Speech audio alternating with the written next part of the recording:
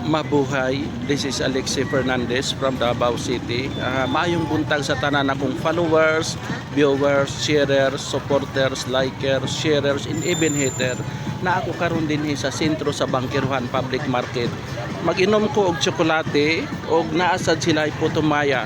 Dong unsang oras ang inyong ano din dong? Open ninyo dire. Kada buntag lang sa kadlaw Sa, alas 3. Pagpila yung Putumaya? Ang ilang tsokolate? 25, 30 ang nagatas. Oh, ang ilang tsokolate 25 pesos lang. Ang ilang Putumaya this one 10 pesos lang. So try to visit Bangkiruhan Public Market. Putumaya nila mag-open sila alas 3 sa kadlaw. Unsang orasa mo rin mag-out diri dong? 7:30. Siyempre wala na sila doon 7:30 kay busy na diri bawal. Pero kung gusto mo patronize, gusto mo palit og Putumaya